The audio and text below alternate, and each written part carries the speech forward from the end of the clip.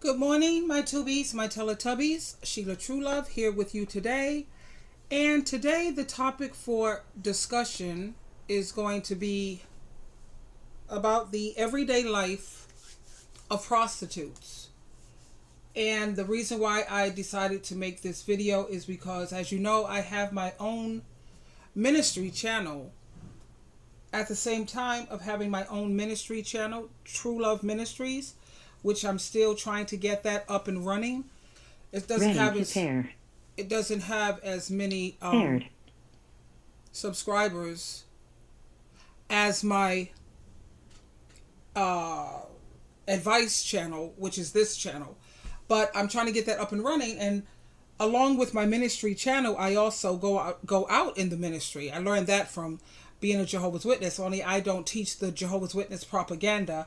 I just have I had made up some flyers where I offer free home Bible studies, and I study the Bible with several people via video chat. So I have already 3 Bible studies, and well, actually, I've had a couple of Bible studies, and I've run into a lot of these females who are prostitutes, and so I guess that's one of the reasons why I take interest in this lifestyle. Along with, I know several dudes who have no problem encouraging women to cheapen themselves this way.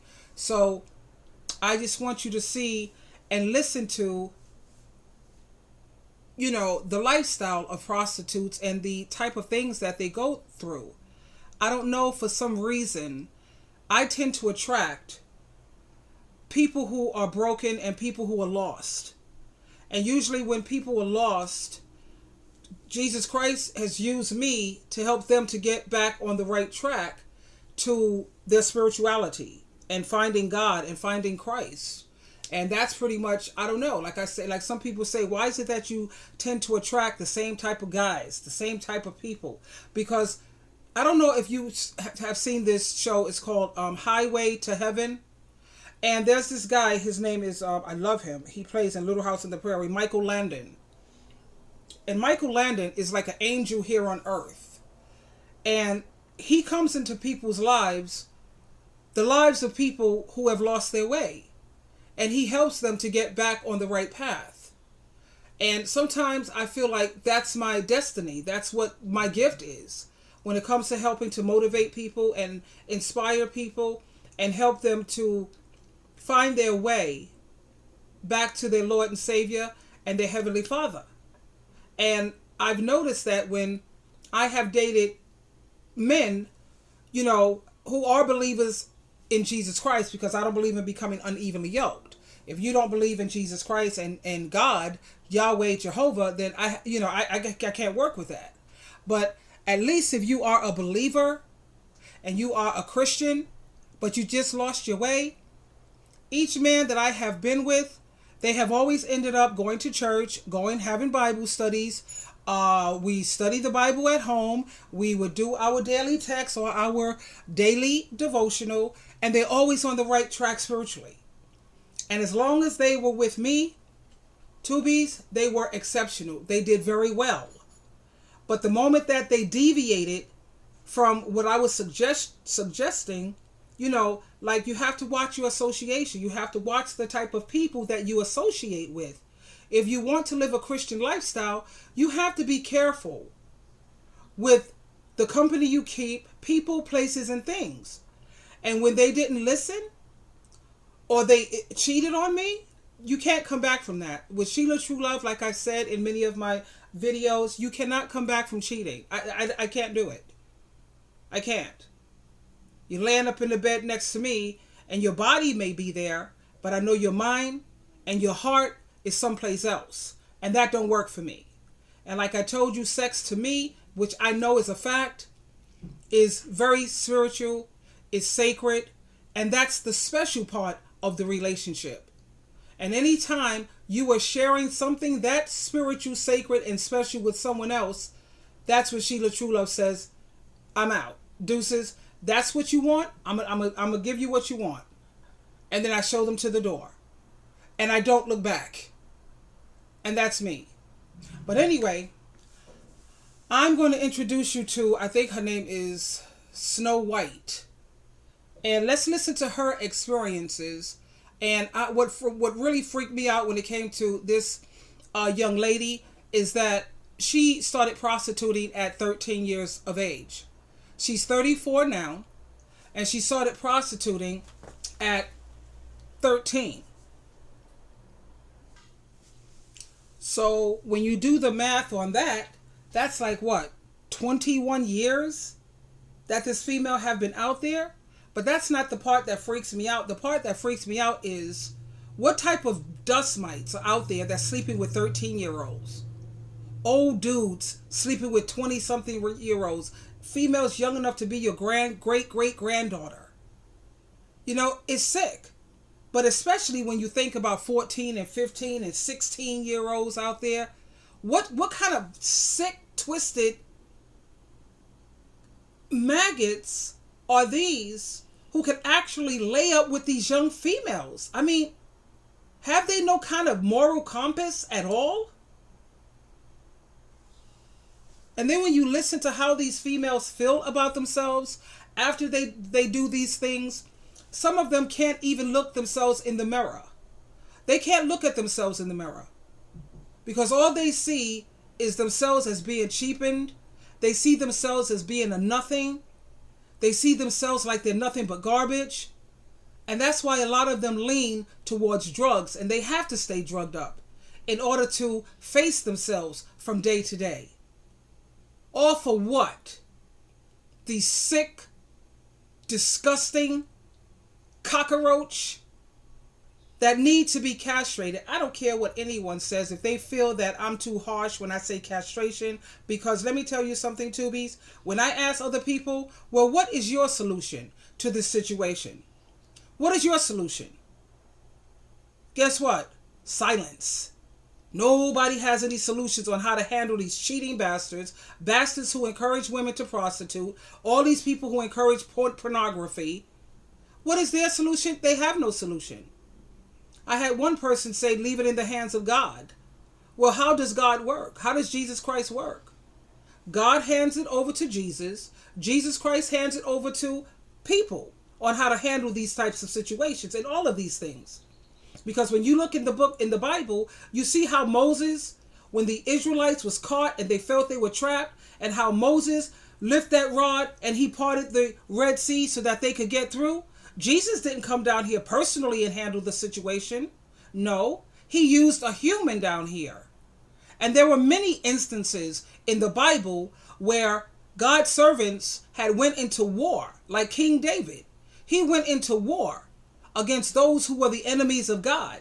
Did Jesus Christ or God come down here personally and handle it? No, he worked through people. So for people sitting around here saying leave it in God's hands, that's just them trying to blow you off because they don't have a real answer or they don't have a solution. But me, being the researcher that I am, yeah, I have the solution, and I know how God, Jesus, and the Holy Spirit works. It works through people to get things done. Anyway, let's listen to the experience of Snow White. All right, Snow White. Yes. Snow White, where'd you grow up? Where are you from? I grew up in Hawthorne. So kind of south part of LA? Yeah. And where do you live now? I live off of Broadway and 59th. Kind of south central LA. And tell me about your childhood. Do you have both your parents? No, I didn't have neither of them. I kind of grew up with grandma. Where was mom and dad? Mom was on drugs, and dad was just, it wasn't around really. And how was your childhood with your grandmother? It was an okay childhood up until about maybe, say, 13, 12. Then I started kind of rebelling and wanted to be with my mother and stuff like that, and it wasn't possible. So I started rebelling with grandma and kind of got into some trouble and stuff like that. But yeah, probably about 13 years old is whenever I started prostituting, probably. Like 13? Yeah. And That was with a pimp or on your own? No, it was at first it was on my own, and then they were like, "Oh no, you can't be out here like on your own like that." You know what I mean? So of course I had to get a pimp. And how was that experience? It's dangerous. It's very dangerous. I don't really like having to give up my money, but you know, you can't be out here on your own and stuff like that. Right now I'm pregnant by a rape. So, and then you can see my eye also, you know, Yeah, so you're beaten up. yeah, so I mean it's a dangerous lifestyle. It's not, you know, but you got to feed yourself and you got to feed your kids and stuff like that, you know. How So far along are you in your pregnancy? 4 months. 4 months. Yeah. And you're going to keep the baby? I don't think so. But I don't believe in having abortions, you know what I mean? So I will probably give the baby up for adoption. Yeah. Okay. Yeah. So And you've been arrested before? yeah, I've been arrested. Yeah. Yeah. And you've been doing this since 13? Yeah. How old are you now? I'm 34. 34. Yeah. And do you have any other kids? Yeah, I have 2 kids. And are you raising them? No. Who's raising them? My 17-year-old lives with her father, and my 2-year-old is with her grandmother's dad. I mean, her dad's grandmother's. Apologize, sorry. Got it. And this is a rough It's very rough. It's lifestyle. very. I mean, have you had bad things happen to you? Yeah, it's very bad things. Yes, Yeah. I've been cut. I've been there's you know, I've been raped more than once, twice, 3, 4, 5 times. You know, I mean, I've just been in places where I just never thought that I was going to be able to get out of. You know what I mean? Just by the grace of, because I still do believe in the Lord. You know what I mean? So, I guess just having faith with Him and stuff like that. You know, but it's a very scary lifestyle. Yeah. And you know, but Does it get you down sometimes? yes. You get depressed? Yes, it makes you feel less of a woman, you know, it does. Because, like, you know, you're supposed to, like they say, if you don't respect yourself, how you gonna, you know what I mean? But I believe it's not what you do, it's how you do it, you know, but it's always, you always got everybody saying something, you know what I mean? It's never like, it's everybody's gonna say something. You can't make nobody happy, you know what I mean? Or you can't please nobody, or you can't, you know, so I just try to keep my head up and just know that I'm doing it for the right reasons, you know? Right. Are drugs a part of the picture for you? Yes, I just recently started doing crack cocaine. Yeah. So that's another, that's a rough one too. Yeah. Yeah, it's going to make it a struggle, isn't it? Yeah. And it kind of makes you not forget, but at that moment, like you're something that you wouldn't do, you know what I mean, ends up being okay and stuff like that, you know what I'm saying? And I'm not really too pleased about that part, but I guess it just goes along with you know. How did you first? Yeah, and I've heard several people say that when it comes to crack usage, you know, it causes you to do things that you wouldn't normally do. It will cause you to steal from your friends, your family, what have you. That's why you can't have these kind of people in your home. No one is saying that you have to shun them, but these are people who will steal from you. And I'm talking about people who are addicted. Because you have some people who may have experimented with a drug, but they didn't get hooked on it. Okay, because I remember in my younger years, I've had experimental stages with drugs. I could never hang out with drugs because my conscience would beat me to death. I could never get any fun or pleasure with using drugs. Because you see, I've never seen Jesus Christ take leaves, you know, what people say weed, it's a plant, and all of this nonsense. It's dope. That's what it is. I've never seen Jesus Christ take the weed leaves and make marijuana and pass that out at the wedding for everybody to smoke. No, Jesus Christ never did that. I've never seen Jesus Christ or read Jesus Christ anywhere where he took the cocoa plant and produced cocaine and created crack and coke for people to sniff, you know, like at the wedding where he performed turning water into wine. He turned water into alcohol. That's where my area I was needed work on. But when it came to drugs, I could never hang with drugs ever because it goes against the Bible, totally. Now, when it comes to drinking, Jesus drank. Jesus turned water into alcohol. But the thing is, in the Bible, he also tells you in moderation. The key is moderation. So people have to learn how to drink moderately. Me, I had to give up drinking. I don't drink anymore at all. Because it just, you get older in life, and as you get older, your body starts to change. My body don't handle alcohol the way it used to when I was younger.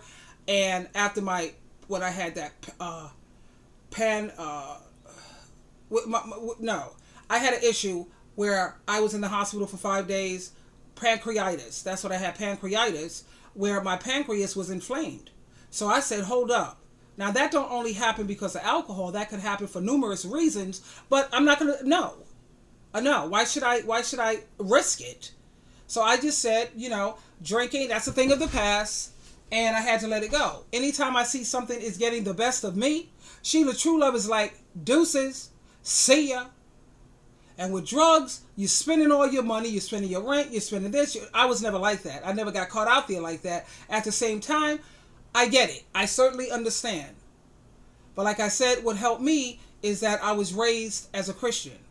And I had a Bible-trained conscience and a Bible-trained mind and a Bible-trained heart. So that's what was my advantages to help me through all of this. My conscience wouldn't sit well. Like I saw people, they're able to smoke and do drugs, and they laughing and giggling and ha-ha and hee-hee and all of that, ready to have sex.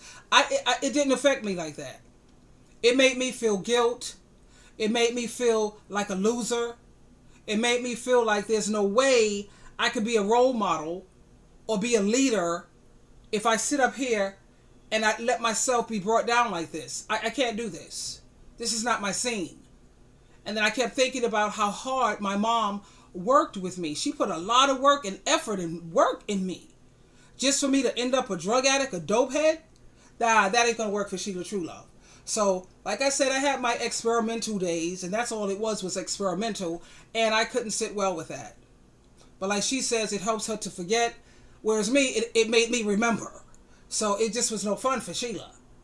But different strokes, you know what they say.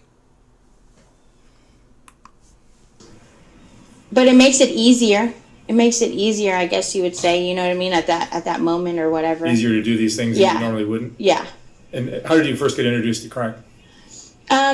Through a trick of mine. A trick of mine, like every time, you know what I mean? Like whenever we would do our business or whatever, like that's what he would like to do, And like they say, you go to a barbershop, you're going to end up getting a haircut, So that's pretty much what happened. Not his fault, not, you know what I mean? It's just part of what goes on. Like they say, you're around it, you're going to end up doing it, Yeah. Isn't that what the Bible says at 1 Corinthians chapter 15, verse 33? Bad association ruins good character. If you sit around and hang out and you keep dancing around fire, you're eventually going to get burned. I like the way she expressed it. If you keep going to the barbershop, you're eventually going to get a haircut. I kept telling my ex that when it came to this clown named Jay. You need to leave that crackhead alone. Oh, no, as long as he don't do it around me, I ain't got no problem. Yeah, okay, whatever, dude. What happened? He ended up pulling him in. He's back on crack, one of the biggest crackheads in all of upstate New York. He looks like he looks horrible. He's a mess. He's a walking train wreck. Why? Because he chose not to listen. You have to watch the people that you associate with and who you hang out with. I don't care how lonely you get. You get lonely, get a hobby. You have to find at least a good 3 or 4 hobbies, things that you enjoy doing to keep yourself distracted. And make sure it's hobbies that you could do alone. Like I love arts and crafts. I love crocheting. I love research. I love making my YouTube channel videos. There's several things that I enjoy doing. I enjoy going to the library and just sitting there and typing up my books because, as you know, I write books.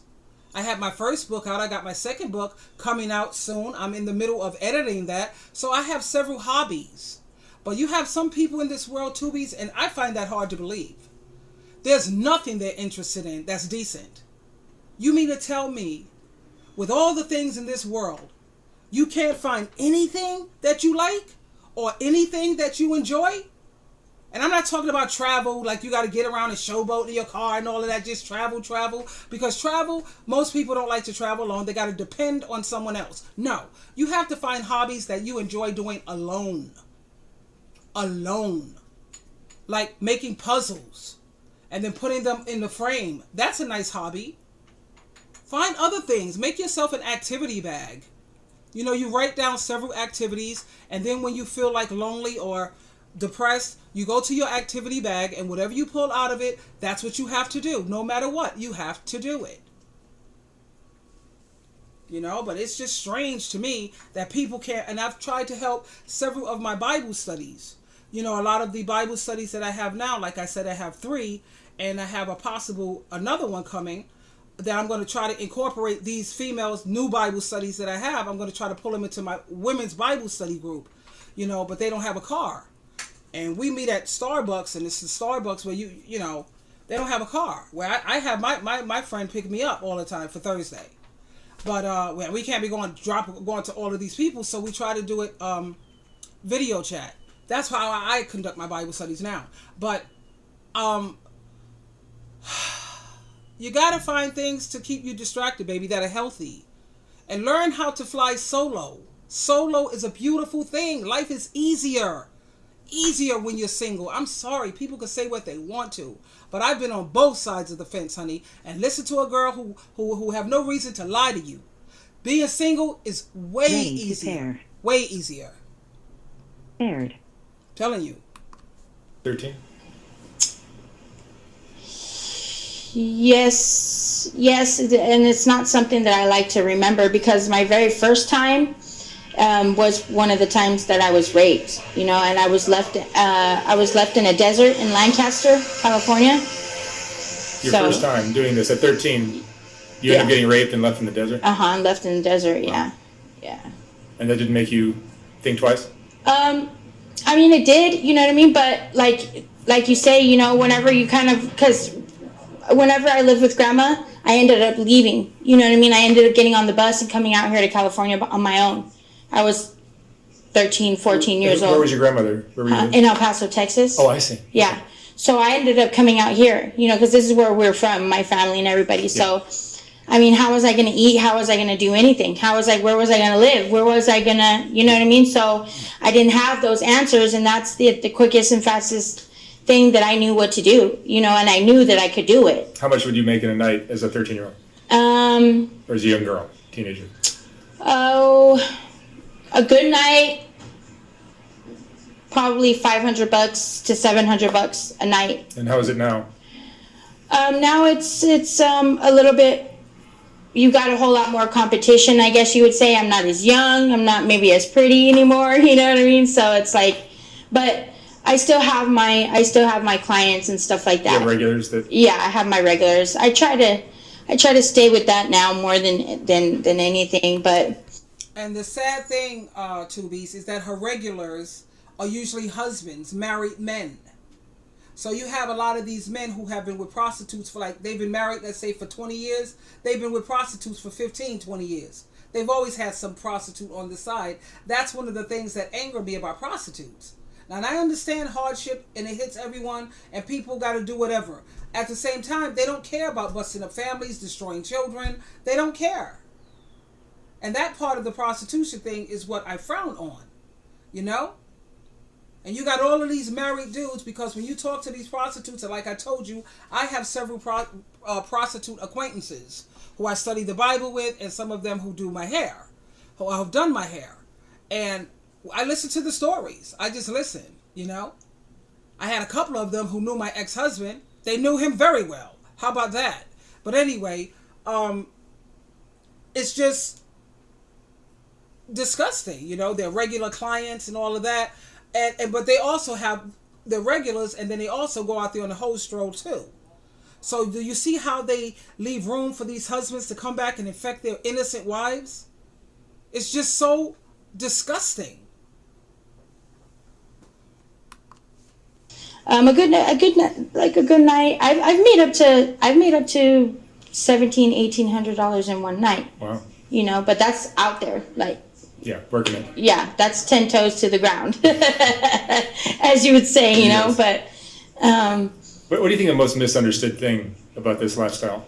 Like for people that don't do it, people that just look at it and go, "Oh, that's just terrible." oh, because they say, like, you know, because you're giving out your body, you're giving your body out, you know, and supposedly it's supposed to be something that's supposed to be sacred and stuff like that.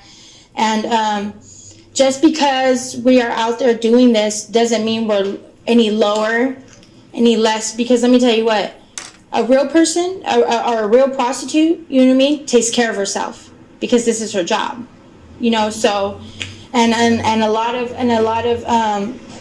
of people have their, you know, oh, she's this, oh, she's that, oh, she's the other, you know what I mean? And we're human beings also, you know what I mean? Just like any and everybody else is. And maybe somebody hasn't hit that point in their lifetime where they have no other option. You know what I mean? Are you going to... And I understand that fully, that they are human beings, and I get it. And they say prostitutes take care of themselves. A lot of these prostitutes live in and out of the clinic. So don't let everything she say, don't take it to heart, because I've known several prostitutes that in and out of the clinic, and I've also known several people, men, who are HIV positive, and the only people they go to are prostitutes. So they're taking their virus right to these prostitutes. They're none the wiser. And a lot of these prostitutes do not use condoms, especially when it comes to oral sex. A lot of them will lie, and they tell lies and say they use condoms when no, they don't. Especially if you're willing to give her an extra $10, she'll go raw, bareback it. I know. I listen to the stories. I listen to the testimonies.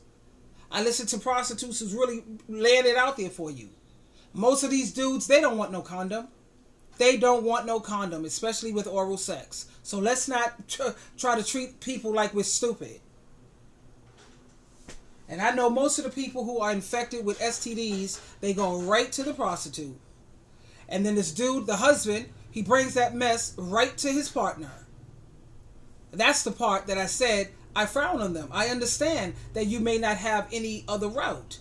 But like me, I'm saying put myself, never say never. Because like they say, never say never, Sheila. Because you never know what may happen. I may be out there on a whole stroll. You know what I'm saying? You see me out there on Skid Row. Yo, hi. You looking for a date? Need a date? Hey, you never know. At the same time, I think about the people in the Bible, or people who are on Jesus' team, and they was persecuting these Christians, persecuting them to death. Like, you have to denounce God, denounce God, denounce God. So if I was out there on these streets, I would see me being a prostitute as giving in to the persecution. So you see, it would be hard for me to turn to that. I would rather go to a church, different churches, and tell the pastor, the bishop, the priest, what situation I'm in, and ask for help when it comes to food, some clothes. They got Catholic charities. They got all kind of places. Now, they have the missions. They have places for women with families.